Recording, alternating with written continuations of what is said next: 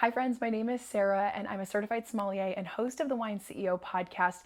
And this is my mini series on Champagne. I had the great opportunity to travel to the Champagne region this last summer for about 2 weeks, and I got to meet some incredible winemakers and industry professionals, and I'm bringing all of my interviews with these folks to you here on the Wine CEO podcast. You also want to make sure you've subscribed to my YouTube channel. There will be additional content there around travel tips, regional information, and so much more.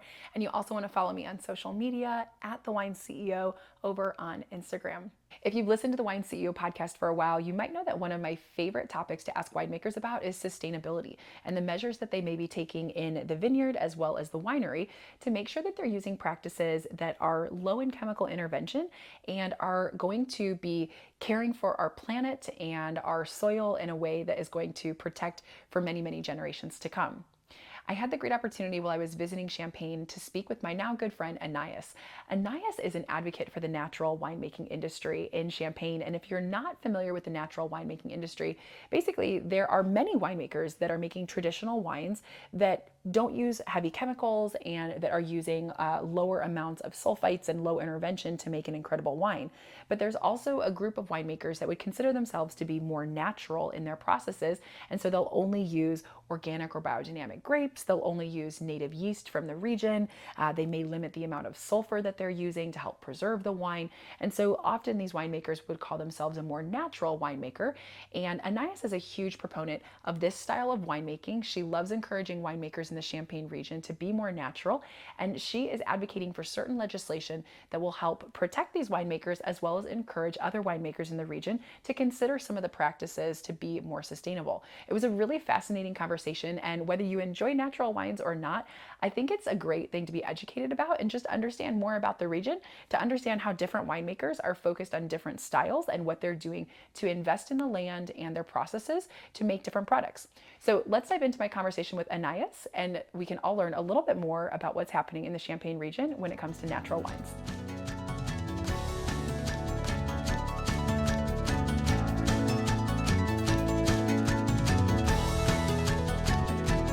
Hi, Wine CEO podcast followers. I'm so excited because today I'm in the beautiful Champagne region and I'm with Anais, a flying sommelier, and we have a really fun conversation. I think you're going to enjoy learning a little bit more today about natural wine and natural wine specifically here in Champagne, as well as some interesting things happening in the industry. So Anais, welcome so much to the Wine CEO podcast. Thank you. Yes. I'm happy to be here and to share a little bit about Champagne and other wines like that are natural and any subject about wine that we love to talk about. Awesome. I love it. Well, first of all, can you tell us what a flying sommelier is and also what got you into wine? Okay, so that's a big subject. So first, flying sommelier is a sommelier that is not attached to one restaurant. So there are a lot of people that needs a sommelier. That can be like people in their house. They have a nice meal. They have a chef at home to cook for them, but there is no wine to nobody to take care of the wine. So the idea is also to be in the house of people and to make the selection for them depending on the menu. And also you have a lot of restaurants now that cannot find any labor to work because we know that the hours and the conditions are not always perfect. So when a restaurant can need a sommelier, I can come and help them. I'm also helping because I used to work in communication and marketing. I'm helping people in the wine industry also by respecting the idea of the approach of the wines and everything. And so this like kind of my double cap help me to respect their work, the work of the wine growers, and to help them through the communication, respecting also their ethics, which is very important for me. And finally, like I do also some private tastings, some tours, so anything that needs an expertise in wine and in other drinks as well, because sommelier is so much wider than just the wine industry. Definitely, it definitely is. And you're from Reims, so the Champagne region originally, right? Yes, so I'm from Reims. My mom is from Epernay, so my grandfather used to work, like he worked all his life in the Champagne area. It's actually what saved him during the Second War, because it was the harvest time, and he got prisoner by the German army. And because it was the harvest, because they loved so much champagne, they said like, oh, we need labor for the harvest, so they freed him. Wow. So that's I one just got thing. the chills. Yeah. That's so crazy. So that's one of the story, and also because he was so passionate about and proud about his work, he would bring us a lot of time with my brother to do the little train from Champagne Martel. So that was the type of souvenir that still was in the back of my head, and I grew in this culture of wine and this culture of champagne. It was very important for my grandfather. But at first I was more like into marketing in general, communication in general, but I got the chance to work with Martel Cognac, another Martel, but not the same one. And we were working on the pairings with the different cognac, and the idea was that each pairings would highlight something from the cognac. So the idea was that the food was highlighting the cognac and not the contrary. So that was the first step for me in the world of wine and spirits. And I continue my professional life, and I lose a little bit the world of wine and spirits at that time. I was working in Marseille, and I felt like, no, there is something missing. And I asked my boss, like, do you think we are going to work with one of the brand in the wine and spirit industry? I was like, no, I'm not really interested by that. So I felt like, I think that's the time for me to go back to my region, because I have the chance to be from Champagne. And what better region to put a step in the world of wine than Champagne, at least to start.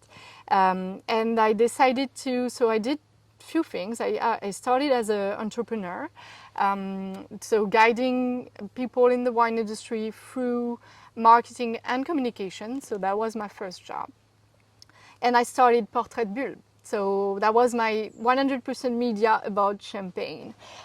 So for me, the world of champagne was so wide that I needed to explain more, and to explain the terroir, to explain the wine grower approach, because everybody knows about Dom Perignon and Clicquot, and they don't need us. I mean, they need us, but that was not what catch my attention. Like, I want to learn more about those wine growers that are waking up every morning wondering like what they have to do today and what the wine call them for.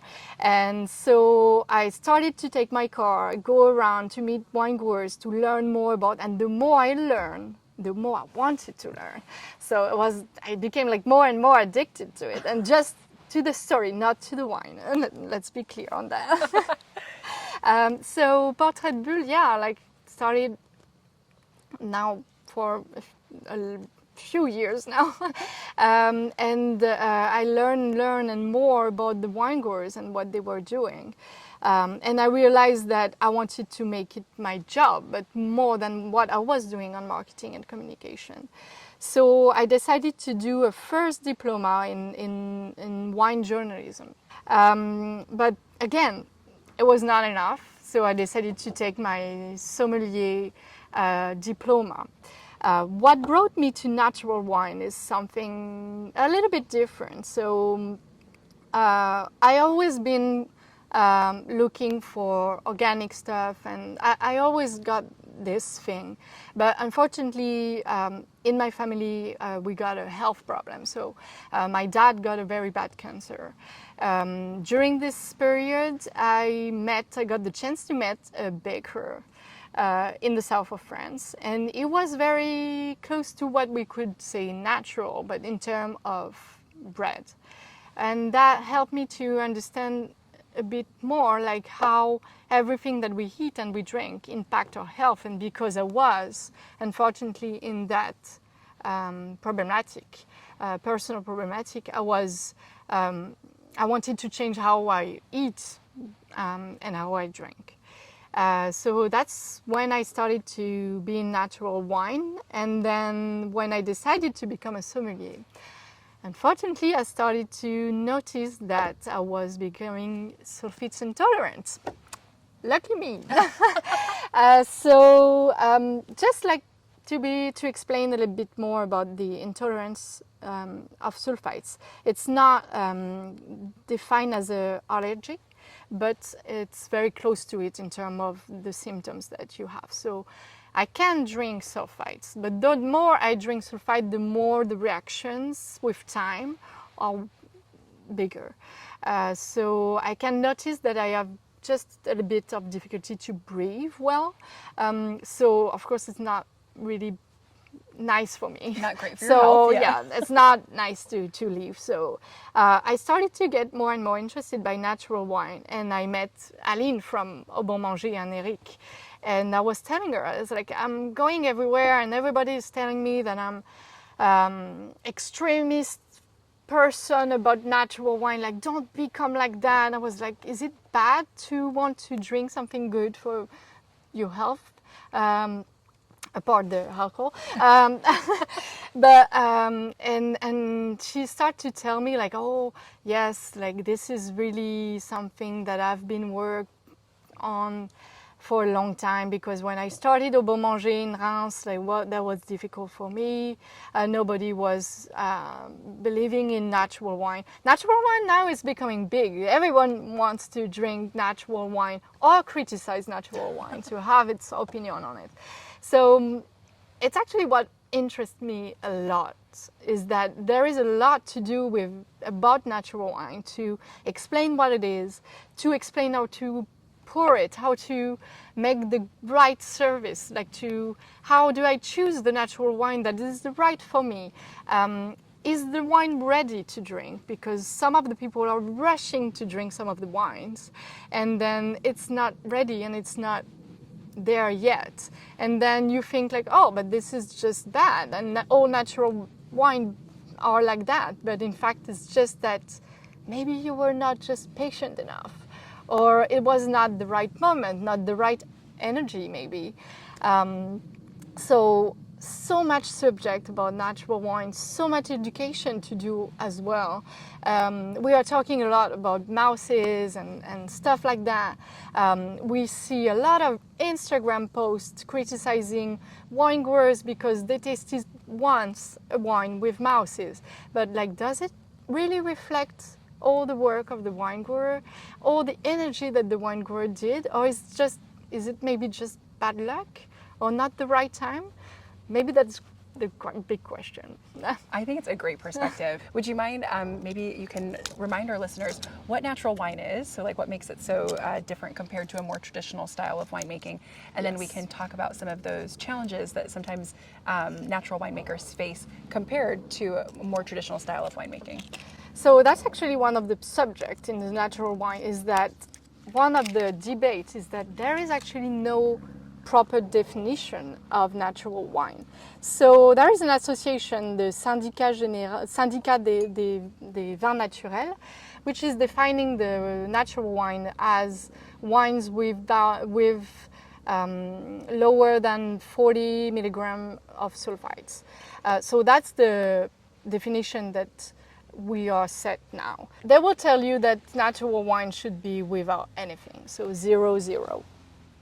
And typically, sorry to interrupt you, typically natural wine starts in the vineyard as well, right? So in the vineyard, there's going to be no pesticides that are used. So the grapes are usually organic, right? So they're not going to be a label, like not all wine growers that are working naturally are going to have a label, but they are going to use organic biodynamic approach. It really depends on the wine growers. Like, does he wants to have a label on it? So most of the wine growers does.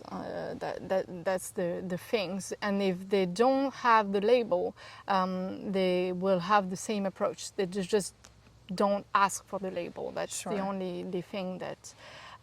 Because you have to be natural in the vineyard and in the cellar. Right. So that means no input in the vineyard, no input in the cellar. You have to respect as much as possible what nature is giving you. Right. Basically, that's it. But that makes it very difficult because, I don't want to say something that upset people because not everyone is agree on what should be the definition. The debate is very complex.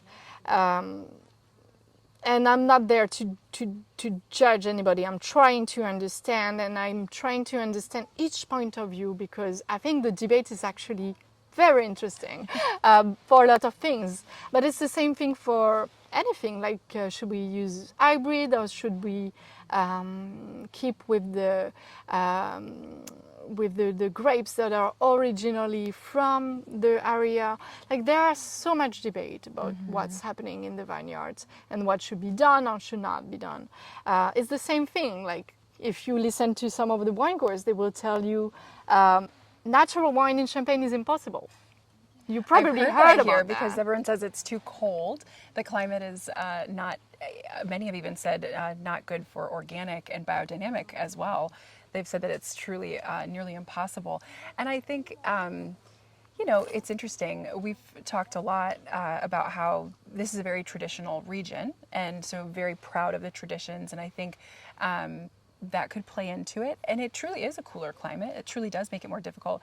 But you shared that some of the natural winemakers that you've spoken to have shared that it actually, over time, is interesting to see how the land reacts, right? When you're farming organic or biodynamic, it actually becomes easier over time, right? To be able to continue farming that way? So what I noticed is that usually the first step is the hardest one.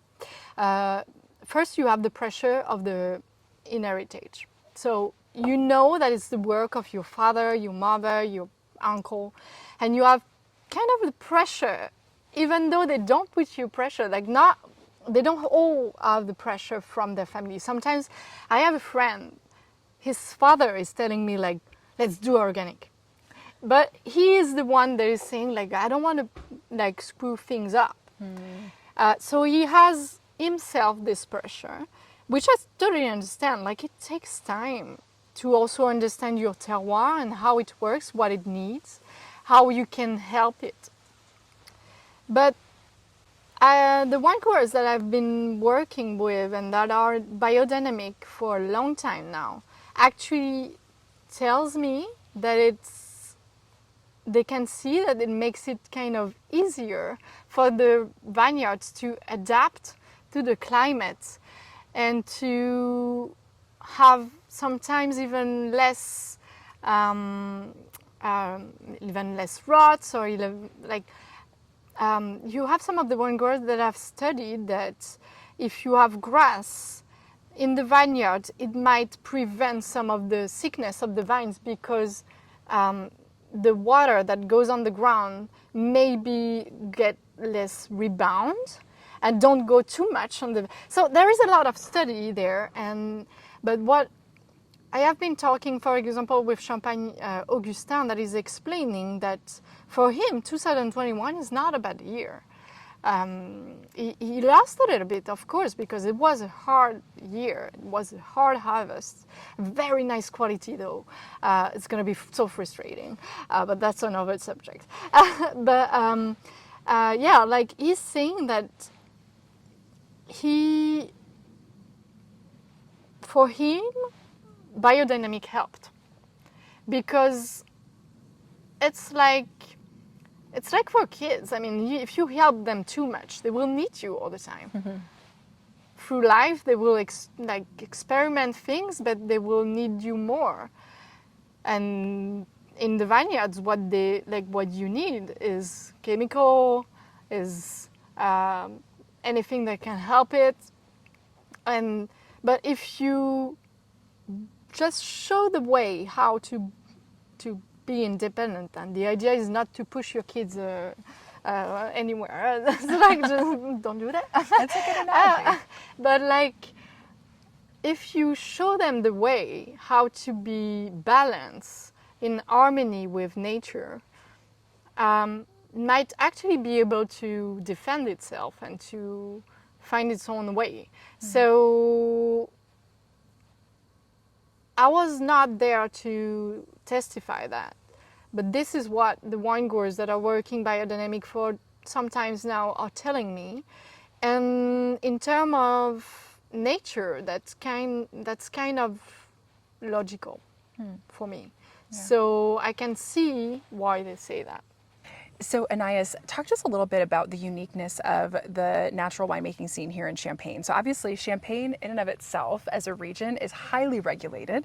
And so there's a lot of unique challenges that come into that for winemakers in general, but then definitely for the natural wine scene. It's kind of a whole different world. So give us your perspective on that. So yeah, it's difficult, and you might, like we said before, you might have heard that it's impossible to do natural wine in Champagne. So let's talk first about the legislation here. So we have a very strong legislation, and it's not like other region. You cannot do vin de France. The only way to do vin de France, that means that you get out of the appellation Champagne or Coteau Champenois or Ratafia de Champagne. So the different appellation that we have, les Rissés as well. So basically, if you want to be out of the appellation and do what is called vin de France, so wine from France, that's the appellation when you are out of any appellation. The only way to do it is to use grapes that are not from Champagne. So you have what are called urban cellars that are making wines now from grapes, but they have to bring them from other region to vinify them in Champagne.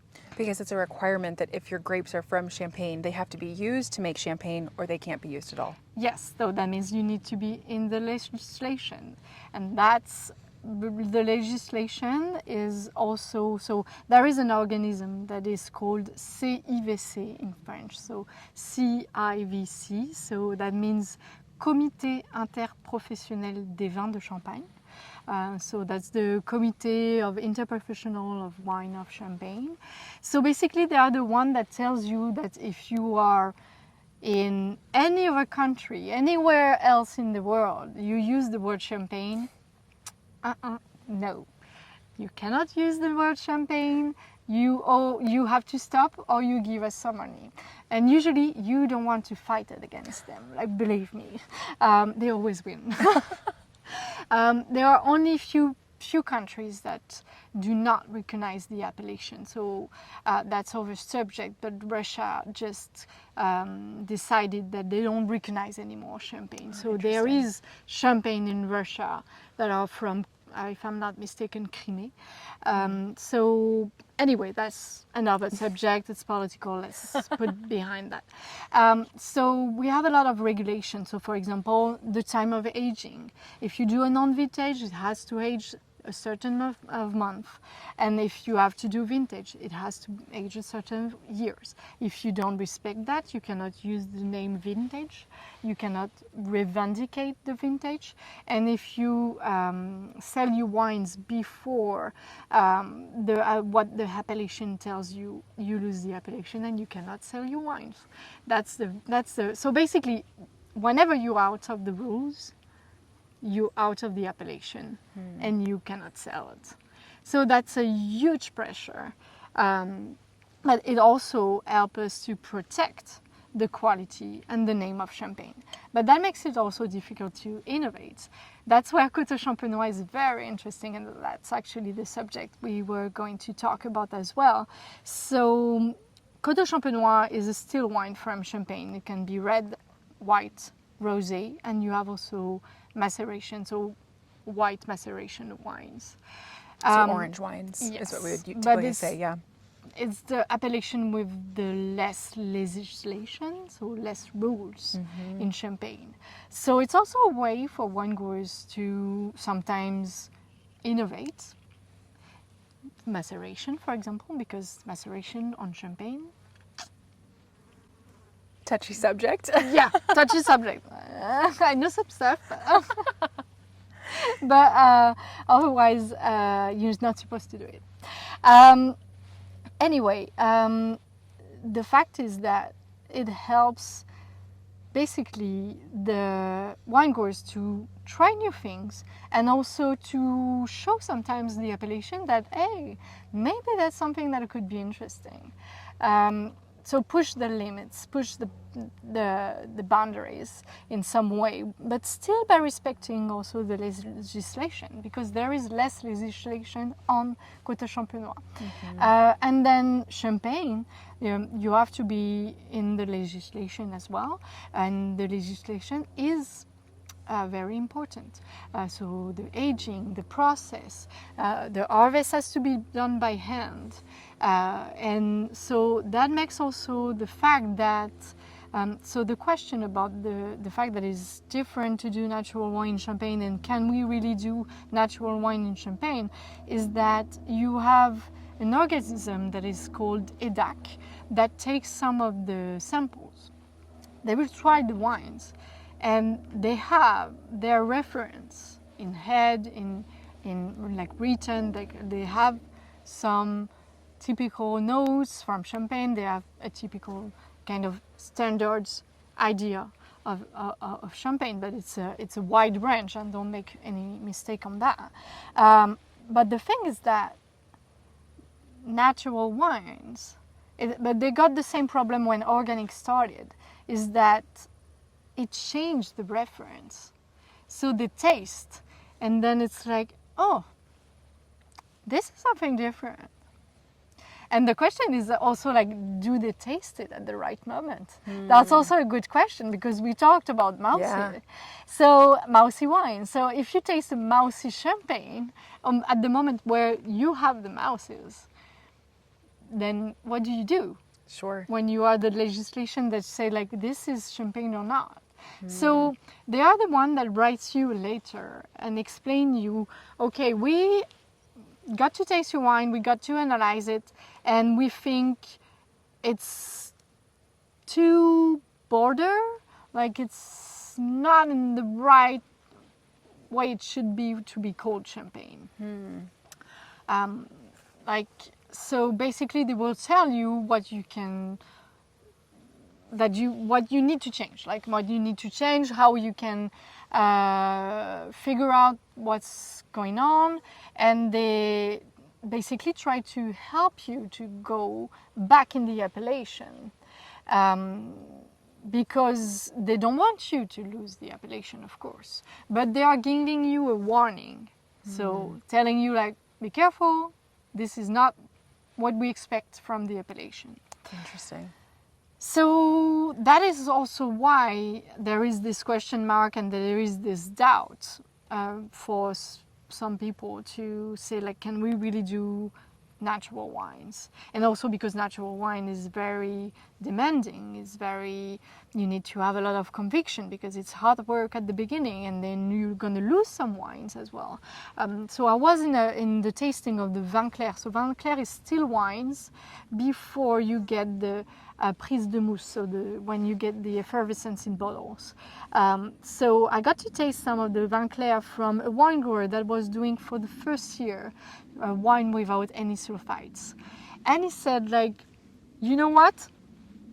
Yes, I lost over my barrels. Wow. That's the game. And he said like, I'm trying to understand why, and I will see what's happening. And the rest of the production was perfectly good. It was wonderful. Basically, yes, it's hard work.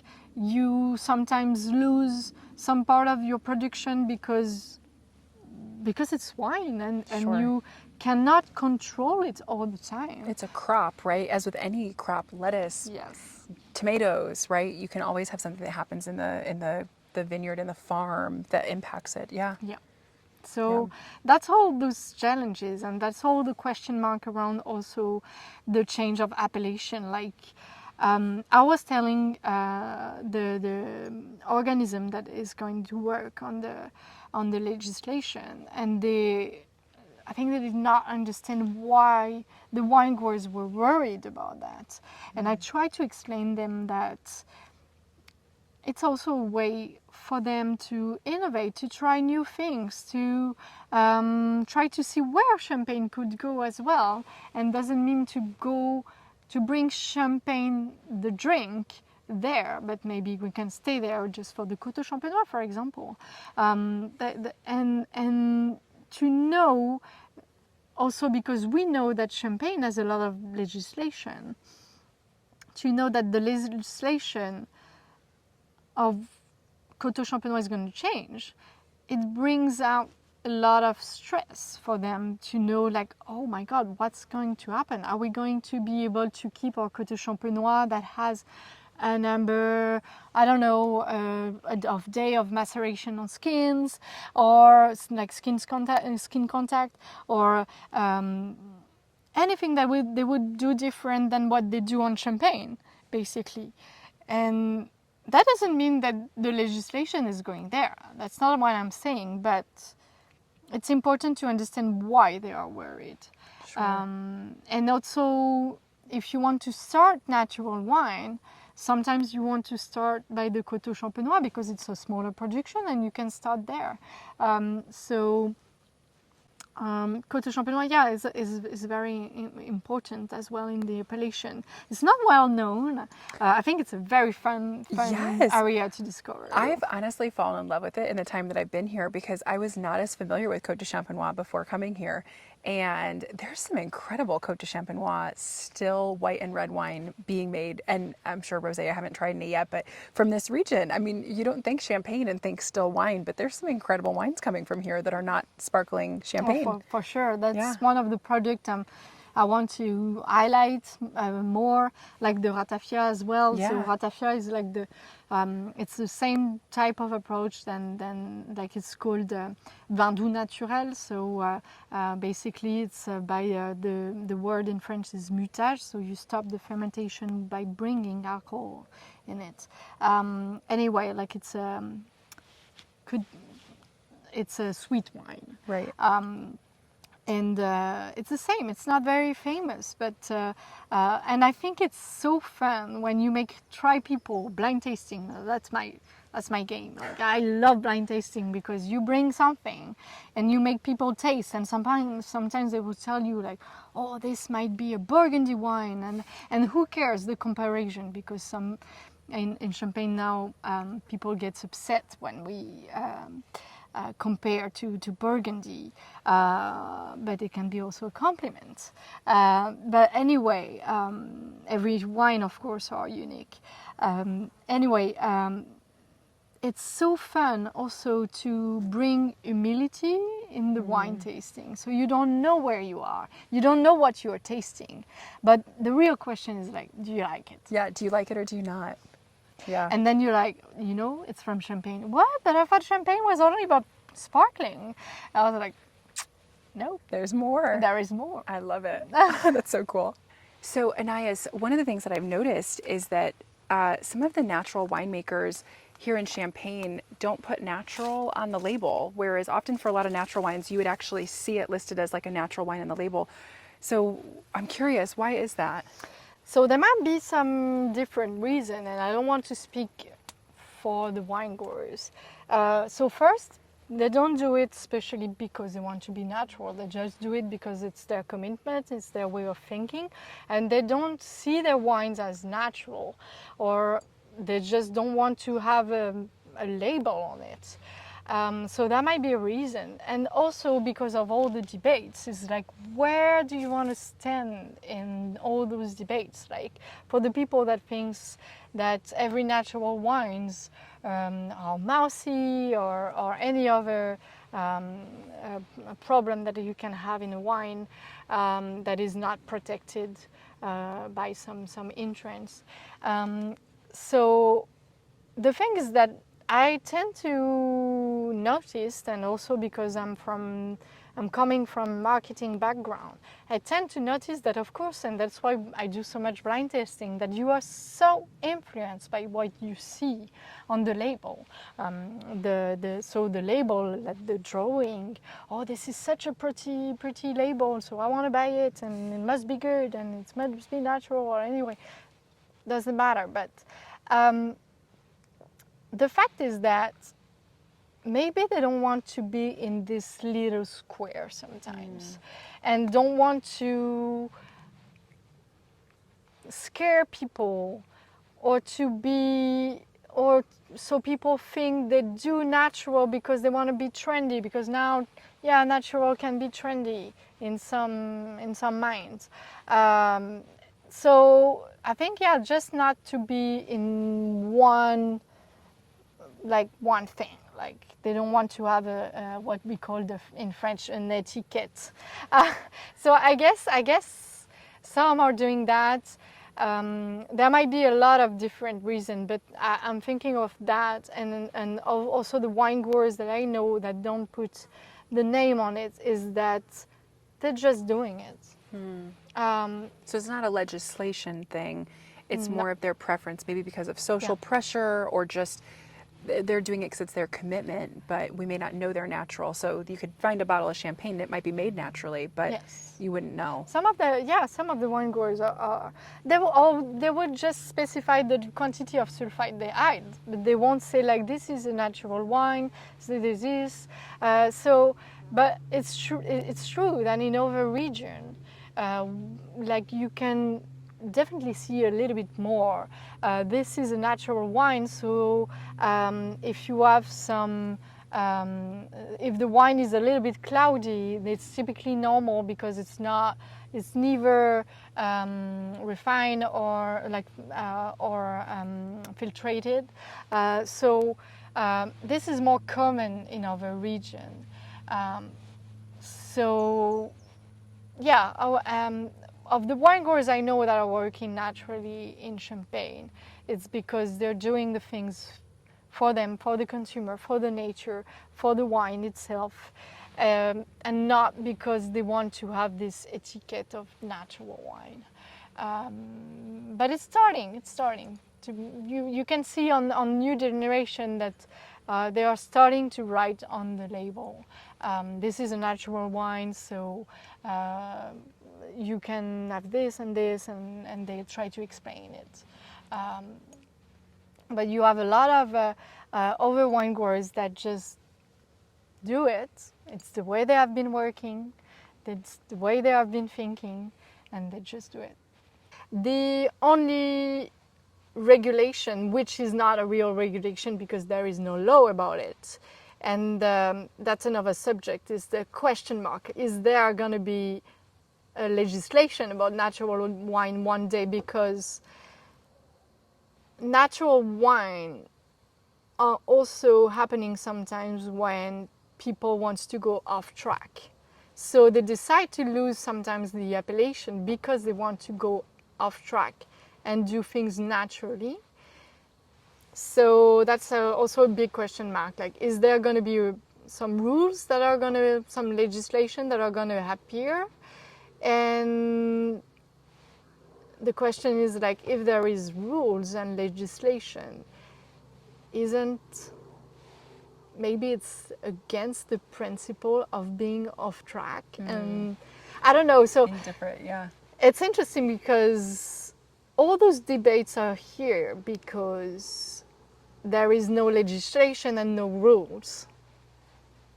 Does that mean that to stop the debates we should have rules? But if we have rules, then is it still a free world of free wines? So that's what it makes it so complicated, but it makes it very interesting.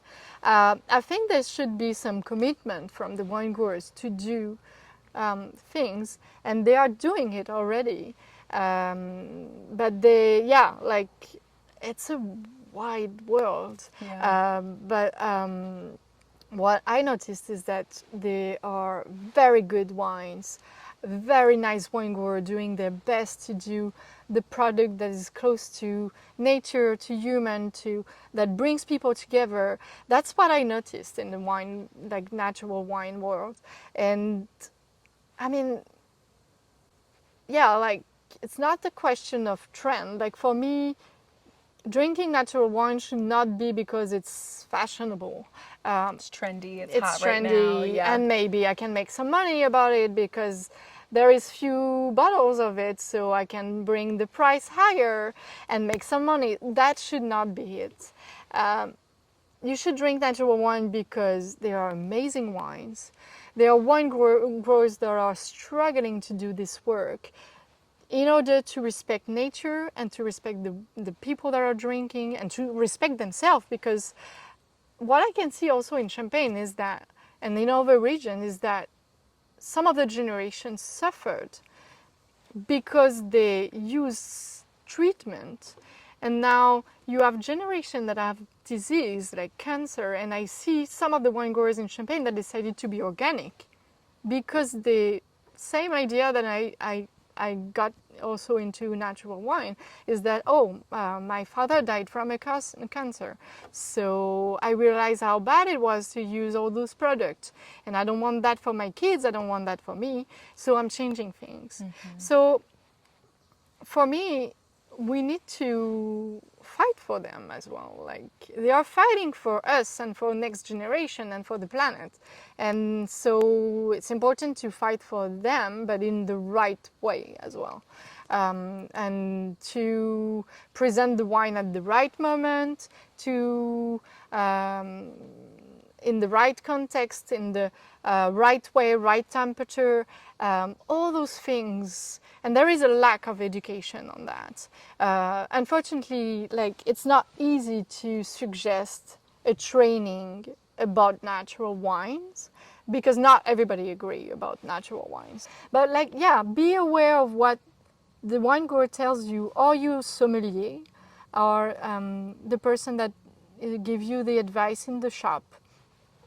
That's also part of the jobs. And don't judge.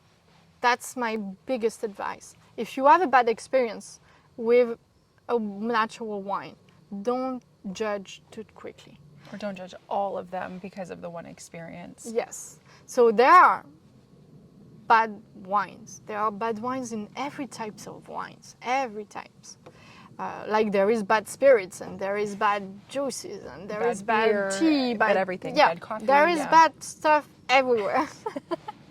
But yeah, don't judge too quickly, too easy. Try to understand also that it's hard work. Like right now we are a few days before the harvest. I can see it. Like, I write to wine growers that I'm very good friends with. They are not answering. Why? Because they are in a big rush, and it's totally normal. Like, they are stressed because they don't know what's happening right now. It's very hot, and they're probably wondering, are we going to have to change the hours of the harvest? So maybe we will have to wake up very early, so we pick up the grapes earlier, so the harvester don't burn. Yeah. And the grapes don't burn as well. So it's, yeah, like, take into consideration that this is very hard work. Working with nature is difficult because nature is changing as well. And yeah, like, and try to meet them as well. That's my best advice. Like, I love it. Well, Anais, this has been a fabulous conversation and just really insightful. I think I love your passion about natural wine, and I can tell that it's not just trendy for you. You're not just on the bandwagon because a lot of young people are getting into natural wine.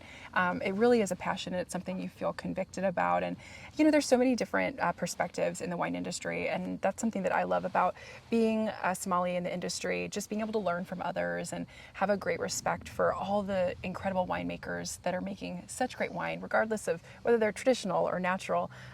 You know, there's so many incredible people that are making wonderful products for us to enjoy. So I really enjoyed your insight and your passion in the conversation today. So thanks for coming on the Wine CEO podcast. Thank you very much. Yeah, Sante. All right, friends, I hope you enjoyed today's episode. If you learned something new, don't forget to like and share this episode with a friend. If you're listening on Apple Podcasts or Spotify, I would love if you could take a moment and give me a review. It's one of the best ways for new folks to learn about the Wine CEO podcast. If you're listening on YouTube, I would love if you could subscribe to my channel. Drop a comment below. Let me know what you learned in today's episode, what you loved about this. The best way for more folks to learn about the Wine CEO podcast is by word of mouth. So I would so appreciate if you could share this episode and my channel with a friend. If you have questions about this episode or wine in general, don't forget you can always send me an email, sarah@thewineCEO.com, and Sarah is Sarah. or you can send a message to me on Instagram at The Wine CEO. I'm always available and happy to answer any questions, give food and wine pairing recommendations, or just chat about wine in general.